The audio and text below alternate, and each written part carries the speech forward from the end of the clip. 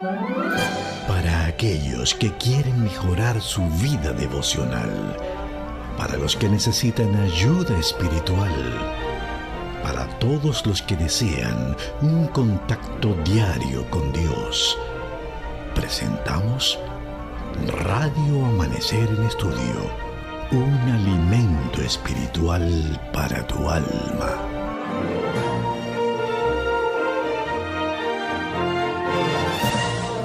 Amada familia, que el Señor les bendiga. Gracias por estar con nosotros nuevamente en una entrega más de Radio Amanecer en Estudio. Qué bueno poder contar con su presencia allí, su atención, saber que están conectados con este emisor especial Radio Amanecer y están atentos a nuestros comentarios, estudiando con nosotros. Gracias por las palabras que nos dicen cuando vamos a las iglesias. Gracias porque el estudio está siendo de inspiración y de bendición para ustedes. Nos alegramos por eso en esta hora. Estamos precisamente estudiando la lección que lleva por título Temas del Evangelio de Juan. Hoy estaremos en la parte 2 de profecías del Antiguo Testamento acerca de Jesús en el contexto de nuestra lección número 8 para esta semana, el cumplimiento de las profecías del Antiguo Testamento. Hay un texto que ya Mato se sabe, creo que de memoria, debe sabérselo ya más o menos. Pastor Mato, Dios te bendiga, ¿cómo estás? Estamos de buen ánimo, gracias pastor por la oportunidad de juntos compartir la palabra. Estamos hablando del texto de San Juan 5:36. ¿Cómo vas con él? ¿Cómo vas? Vamos ahí más o menos, pero vamos a hacer el intento de repetirlo de memoria. Pero yo tengo un testimonio mayor que el de Juan. Las mismas obras que el Padre me encomendó realizar, esas mismas obras que hago testifican que el Padre me envió. Excelente, líder. Tú estás como en un 8 ya. Estás como en un 8 de 10. Hoy es miércoles, nos quedan 2 días más para que el texto esté aprendido, así que espero que también los amigos hayan avanzado. Yo sé que muchos de ustedes se lo saben de memoria y estamos contentos con el poder que tiene esta palabra, que tiene autoridad, la Biblia, en nuestras vidas. Vamos a orar para iniciar el estudio en esta hora.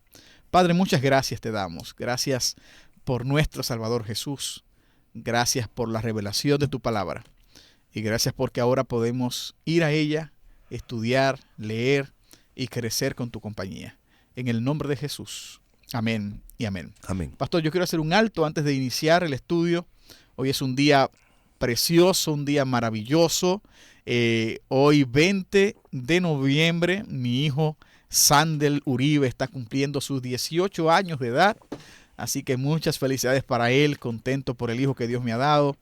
Está ahí estudiando en la universidad y pedimos que Dios le bendiga, le acompañe en su crecimiento intelectual y también en su crecimiento espiritual.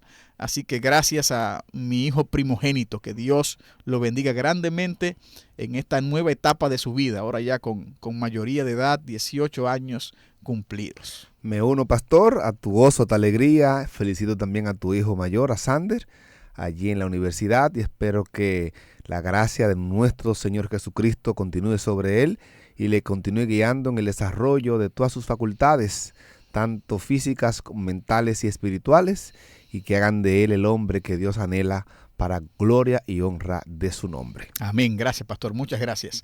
Bueno, profecías del Antiguo Testamento acerca de Jesús, parte 2, corresponde para hoy. Y voy a leer inmediatamente la forma como el autor inicia este estudio para esta ocasión. Él dice: Jesús dijo a los líderes religiosos: ustedes escudriñan las Escrituras porque piensan que en ellas tienen la vida eterna. Ellas testifican de mí. Juan 5:39.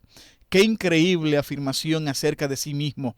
Las estimaciones varían, pero algunos estudiosos sostienen que Jesús de Nazaret cumplió cientos de profecías del Antiguo Testamento. Humanamente hablando, las probabilidades de que algo así ocurrieran eran insignificantes, equivalentes a encontrar una aguja en un pajar en el primer intento, buscando a tientas y con los ojos vendados. Pero no hay duda, el nacimiento, la vida y la muerte de Cristo fueron predichos por el Antiguo Testamento como evidencias contundentes de su identidad como el Mesías esperado. Juan menciona estos textos del Antiguo Testamento en numerosas ocasiones para dejar en claro quién era Jesús y por qué debemos creer en él y aceptar la salvación que nos ofrece. Hay una pregunta que aparece ahí en la guía de estudio antes de que leamos los textos correspondientes al día de hoy. Dice así: ¿qué revela cada uno de los siguientes pasajes del Evangelio de Juan acerca de Jesús como cumplimiento de las profecías mesiánicas? ¿Qué revela cada uno de los siguientes pasajes del Evangelio de Juan acerca de Jesús como cumplimiento de la profecía mesiánica? Y estaremos leyendo varios textos. Voy a comenzar leyendo Juan capítulo 12, verso 13 y Salmos 118, versículo 26. Leo Juan 12.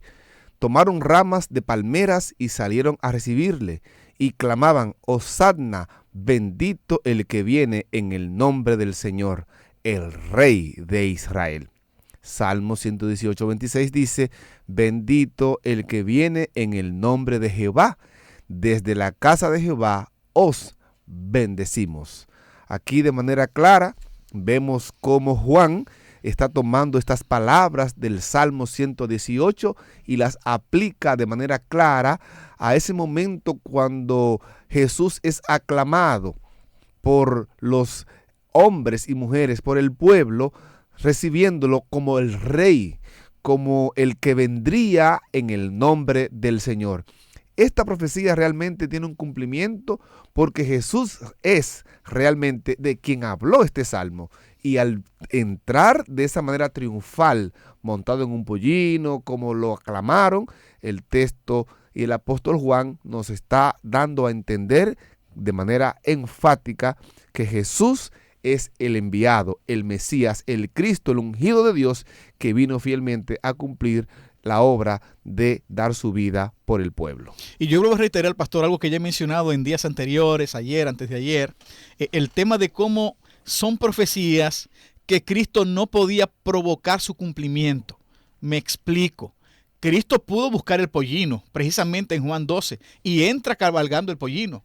Pero él no podía hacer que la gente reaccionara de esa manera. O sea, no estamos hablando de un político de hoy que va y manda dinero a los campos para que la gente lo aplaude en la puerta cuando llegan. No. La gente espontáneamente está exclamando: Hosanna, bendito el que viene en el nombre del Señor. Porque el Salmo 118, 26 dice: bendito el que viene en el nombre del Señor. Desde la casa de Jehová os bendecimos. Note que la acción que la gente tendría sobre la entrada de Cristo en Jerusalén, su entrada triunfante, ya estaba predicha en el libro de los Salmos 118. Y note cómo se cumple en la persona de Jesús de una forma expresa. Cristo pudo buscar el pollino, pero usted nota cómo todo el cumplimiento profético se manifiesta en la persona de Jesús como el Mesías prometido allí. Hay otro texto, pastor, ese lo voy a leer yo en Juan 12, 14 y 15, comparado con Zacarías 9, 9. Dice la palabra de Dios: y halló Jesús un asnillo y montó sobre él. Escuche lo que estoy leyendo ahora.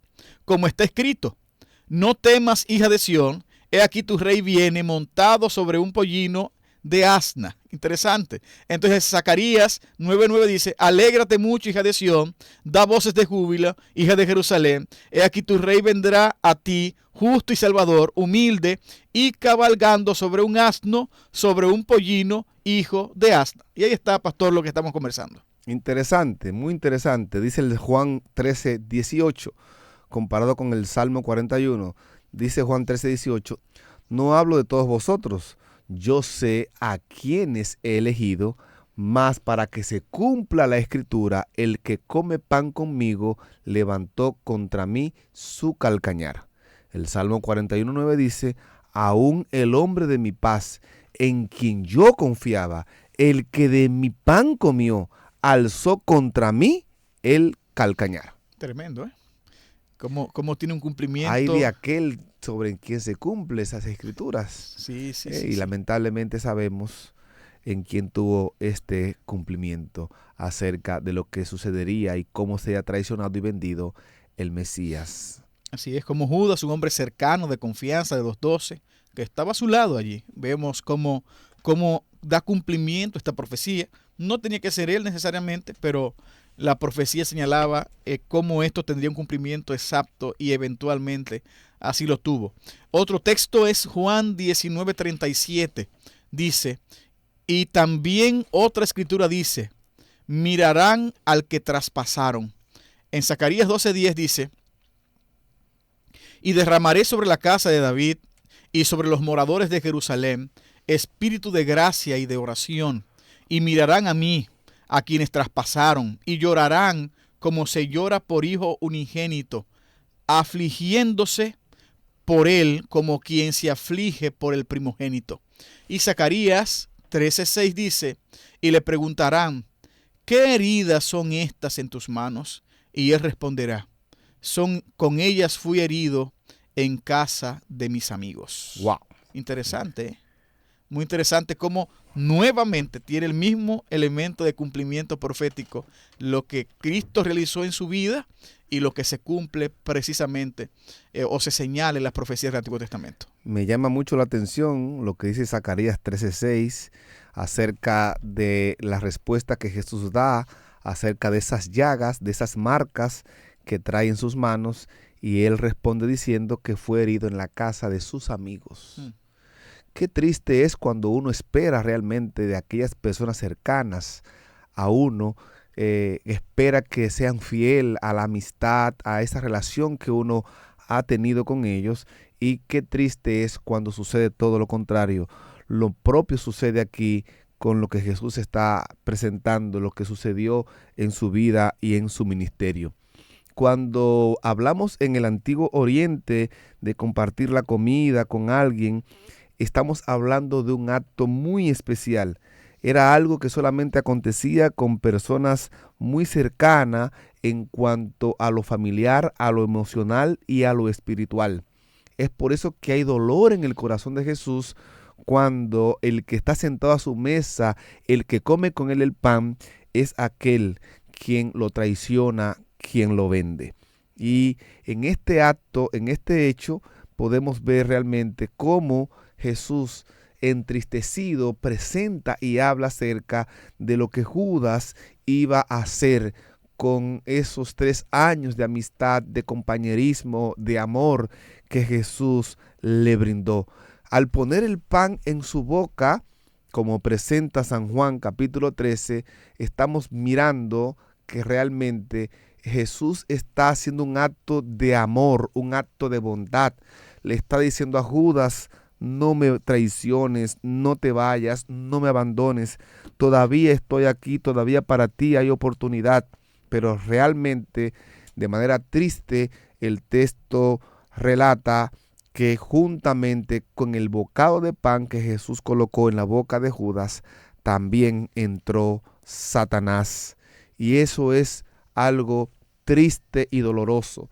El corazón del maestro no solamente estaba triste porque Judas lo estaba vendiendo, lo estaba traicionando, sino que con ese acto, la oportunidad de Judas de alcanzar la salvación que Cristo vino a dar a todo ser humano, se estaba yendo juntamente con él. Satanás estaba tomando posesión de él y estaba realmente alejándolo de aquel que es la fuente de la vida y de la salvación. Qué triste cuando aquellos que están cercanos a nosotros traicionan nuestra confianza y actúan de una manera como lo hizo Judas con su Señor, con su Maestro. Pidámosle a Dios que podamos nosotros ser fieles a nuestro Dios y a aquellos a quienes le hemos brindado y nos han brindado también su amistad. Bueno, esto es Radio Amanecer en Estudio, precisamente la lección para hoy miércoles, Profecías del Antiguo Testamento acerca de Jesús, parte 2. Y quiero leer, pastor, el comentario que hace Elena de White en El deseo de todas las gentes, en torno precisamente a la entrada triunfal de Jesucristo a Jerusalén. Ella escribe: alégrate mucho, hija de Sión, da voces de júbilo, hija de Jerusalén. He aquí tu rey vendrá a ti, justo y salvador, humilde, y cabalgando sobre un asno, así sobre un pollino, hijo de asna, según Zacarías 9:9, que leímos hace un rato. 500 años antes, escribe ella, del nacimiento de Cristo, el profeta Zacarías predijo así la venida del rey de Israel. Esta profecía se iba a cumplir ahora. El que siempre había rechazado los honores reales iba a entrar en Jerusalén como el prometido heredero del trono de David. Fue en el primer día de la semana, cuando Cristo hizo su entrada triunfal en Jerusalén. Las multitudes que se habían congregado para verle en Betania le acompañaban ansiosas de presenciar su recepción. Mucha gente que iba de camino a la ciudad para observar la Pascua se unió a la multitud que acompañaba a Jesús. Qué interesante todo esto, porque muestra de una forma clara la forma que se cumple la profecía de Zacarías 9, el gozo que esto trajo a la gente, la repercusión de la acción y cómo nuevamente reiteramos cómo la profecía del Antiguo Testamento que hablaban del Mesías, esos textos mesiánicos se cumplieron de forma exacta en la persona de Jesús. Y no simplemente porque Él provocara el cumplimiento, sino porque Él es la razón de ser de las profecías del Antiguo Testamento. En Él se cumple cada elemento porque Él es Dios, es el Dios que se encarna, es el Mesías prometido. Y claramente el Mesías que la Biblia enseña, no el Mesías que los judíos querían esperar o soñaban con recibir. No era el rey que venía a pelear contra Roma, sino el Dios que se encarna para vencer al diablo, al enemigo y triunfar sobre él. Y ahora levantar un reino eterno en su nombre y permitirnos a nosotros tener acceso a la salvación que solamente Dios puede dar y que Dios puede brindar. Así que damos gloria a Dios por ese cumplimiento exacto de la profecía bíblica. Cuando la verdad llega a ser un principio permanente en nuestra vida, el alma renace, se renueva. No de simiente corruptible, sino de simiente incorruptible por la palabra de Dios que vive y permanece para siempre. Y es en este nuevo nacimiento que se ve el resultado de haber recibido la palabra de Cristo en nuestra vida. La palabra de Dios transforma, cambia. Por eso ella es poderosa. Ella redarguye, renueva, restaura y da salvación. Cuando las verdades divinas de su palabra, de esa palabra de Dios, llegan a nuestros corazones, este corazón es impresionado por la obra del Espíritu Santo, y allí es donde se despiertan los nuevos sentimientos a las energías que hasta entonces estaban latentes en nuestros corazones y son despertadas por la obra regeneradora del Espíritu Santo. En la guía de estudio hay un texto que dice el libro de Hechos de los Apóstoles, página 414, que así sucedía con Pedro y sus discípulos. La palabra dio testimonio por medio de ellos. Los hombres de su elección proclamaron la importante verdad, y aquel verbo fue hecho carne y habitó entre nosotros, lleno de gracia y de verdad. El apóstol exhorta a los creyentes a estudiar las Escrituras para que por medio de un adecuado entendimiento de ellas pudiesen realizar una segura obra para la eternidad.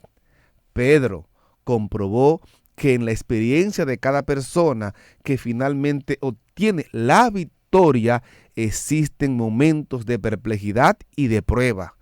Pero sabía también que la comprensión de las Escrituras podía capacitar al tentado, trayendo a la mente las promesas que podían confortar el corazón y reforzar la fe en el poderoso caudillo de Israel, nuestro Señor y Salvador Jesucristo. Sí, en la palabra de Dios encontramos fortaleza.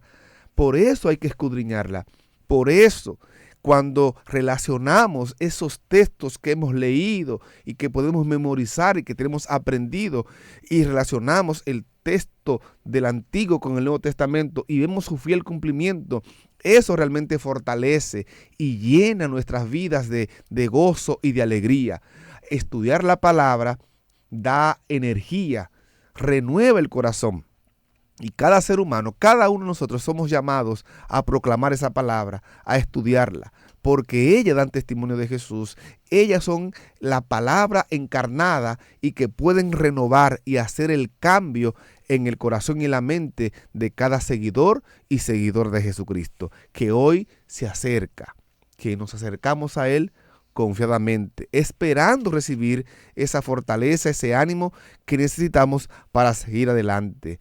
Cuando eso sucede en la vida del creyente, podemos ver que esa gracia de Dios renueva nuestra vida, llena nuestro corazón y nos permite realmente alcanzar los ideales que Dios tiene cada día para cada uno de nosotros. Pastor, en el libro auxiliar, nuestro autor de la lección de escuela sabática para este trimestre, él presenta muchos elementos muy interesantes acerca del cumplimiento que tiene la persona de Jesús en el Nuevo Testamento, de las profecías del Antiguo Testamento. Y en la página 60 y 61, así rápidamente, él señala dos cosas muy, muy trascendentes. Por ejemplo, él dice, ningún libro podría esclarecer plenamente las muchísimas citas y alusiones al Antiguo Testamento en las que Juan sustenta su testimonio de Jesús. Como ya hemos señalado, el propio Juan recurre a un lenguaje exagerado para subrayar la imposibilidad de la tarea. Pienso que ni aún en el mundo cabrían los libros que se habrían de escribir, como ya se ha señalado acá. Y él dice, en cada una de las 21 divisiones capitulares del Evangelio de Juan, o sea, los 21 capítulos que tiene este libro, hay un promedio de 5 alusiones o citas del Antiguo Testamento. Interesante. O sea, en cada capítulo, de una forma de promedio, hay por lo menos 5 referencias al Antiguo Testamento. Él, por ejemplo, entre ellas se incluye la construcción paralela deliberada de las líneas iniciales de Juan en las de las primeras líneas del libro de Génesis. Usted recordará cuando iniciamos estudiando el Evangelio de Juan, que cómo se hacía una comparación entre Génesis y Juan. O sea, Juan es a propósito que lo hace. Y él utiliza un lenguaje del Génesis para iniciar precisamente su evangelio. Y en cada uno de los capítulos, como ya señalamos, se va manifestando de una forma muy clara de cómo él quiere probar que lo que el Antiguo Testamento hablaba del Mesías tiene un cumplimiento exacto en la persona de Jesús, nuestro Salvador, nuestro Rey y nuestro Dios. Y entonces hay una pregunta final, pastor, que hace el autor, y pienso que esto nos llama entonces a meditar en esta hora cada uno de nosotros. ¿Cuán firmemente arraigado estás en lo que crees? Es la primera pregunta. Si alguien te preguntara por qué crees en Jesús como el Mesías, ¿qué respuesta darías y a dónde estarías dispuesto a ir en defensa de su fe? Muy interesante. Una pregunta que nos lleva a reflexión profunda a cada uno de nosotros. Si reflexionamos en lo que la Biblia dice, el que piense estar firme, mire que no caiga, ¿verdad? Y que cada uno es llamado a presentar defensa de la fe y la esperanza que hay en cada uno de nosotros, nos dice 1 de Pedro 3:15. Entonces, aquí podemos darnos cuenta y hacer una autorreflexión de manera personal cada uno y ver hasta dónde estamos dispuestos a llegar, hasta dónde podemos testificar de lo que conocemos, de lo que hemos experimentado en los años o en el tiempo que tenemos sirviéndole a nuestro Dios, caminando con Él. Y esa autorreflexión es la que nos va a llevar a nosotros a tener una certeza, un terreno firme donde podemos asentar nuestros pies y seguro que si la relación que hemos tenido con Dios ha estado basada en un escrito está, aún estaremos dispuestos a testificar de Él, aún a costa de nuestra propia vida. Ya el mismo Jesús lo dijo, que el que no está dispuesto a dejarlo todo, familia, padre, hermanos, amigos, aún su propia vida, no es digno de mí. Y esto solamente puede ser el resultado, como en la vida de Pedro, que estuvo dispuesto a ser crucificado, aún con la cabeza hacia abajo, sabiendo que el Dios en el cual él confiaba estaba presto a devolverle la vida en el día final. Pablo dijo, yo estoy seguro en quien he creído, por lo cual estoy seguro que ni la muerte ni la vida, ni ángeles ni principados, ni ninguna otra cosa nos podrá separar del amor de Dios que es en Cristo Jesús, Señor nuestro. Que cada uno pueda decir como Pablo, he acabado la buena carrera, he terminado, he peleado la buena batalla, por lo cual me está guardada la corona de justicia, no solo a mí, sino a todo aquel que también guarda y ha esperado en su venida. Pastor, nadie confía en quien no conoce. Esa pregunta, ¿cuán firmemente arraigado estás en lo que crees? Uno cree en lo que conoce. Y la salvación consiste en conocer a Jesucristo, por cierto. Entonces yo nunca podré establecer un arraigo, una creencia firme en Cristo si yo no conozco de Cristo. Y la forma de yo conocer de Cristo es a través de su revelación. Y su revelación, querido amigo, está en la Biblia. Entonces es imposible yo afianzar mi fe en el Salvador prometido, que ya vivió entre nosotros, murió por nosotros, resucitó y volverá, si yo no tengo un arraigo fuerte en la autoridad de la Biblia, en la palabra de Dios. Lo que estamos hablando aquí durante toda esta semana tiene que ver con la autoridad de la palabra y creer en la palabra. En sostener nuestra fe en lo que la palabra de Dios está señalando. Ya en varios textos de ayer y varios textos de hoy, por ejemplo, estamos mostrando, bíblicamente hablando, no son simplemente los comentarios del pastor Matos o los míos. Estamos hablando de lo que el texto está diciendo. En Cristo se cumplió lo que la profecía señalaba en torno al Mesías que vendría a salvarnos. Cristo es el Mesías que vendría a salvarnos. Los textos están allí claramente señalados de un Cristo que vino y murió por nosotros, que el Padre envió, como presenta Juan 3:16, con el fin de morir por nosotros y rescatarnos, que su muerte es suficiente para mi salvación, que mis pecados tienen perdón en Jesucristo, que tenemos salvación garantizada por su victoria, y que, como claramente también él señala en Juan, él volverá otra vez a buscarnos a nosotros. Él pide que estemos unidos en esto, que como iglesia podamos unirnos. Fue su oración modelo en Juan 17. Entonces, tenemos toda una convicción clara en la Biblia para que nuestra fe esté depositada en la persona de Jesús. Es la persona salvación, es la persona que nos redime. Es el Mesías prometido que vino, se encarnó y murió para que hoy tengamos perdón de pecado. Es mi llamado en esta hora para que todos nuestros oyentes puedan colocar su fe, no en ideas humanas, sino en el único que tiene poder para hacernos felices, aún en nuestro malestar. Aquel que tiene poder para rescatarnos y aquel que tiene vida eterna prometida para cada uno de nosotros. Jesucristo, el Mesías, que ya vino. Meditando en estas palabras, te invito para que me acompañes y juntos hablemos con Dios por medio de la oración. Gracias te damos, Señor, porque lo que antes se escribió para nuestra enseñanza se escribió a fin de que por la fe y la consolación de las Escrituras tengamos esperanza. Estamos ante ti en esta hora agradecido por lo que esas Escrituras del Antiguo Testamento revelaron acerca de ti y cómo en su fiel cumplimiento hemos visto que cada una de esas cosas ha tenido su fiel cumplimiento. Rogamos, oh Dios, que nos dé la certeza, la fortaleza para recibirla, afianzar nuestra mente y corazón y presentar defensa de ella en todo momento. Gracias por escucharnos. Oramos en el nombre de Jesús. Amén. Amén. Amén. Para aquellos que quieren mejorar su vida devocional, para los que necesitan ayuda espiritual, para todos los que desean un contacto diario con Dios, hemos presentado Radio Amanecer en Estudio, un alimento espiritual para tu alma.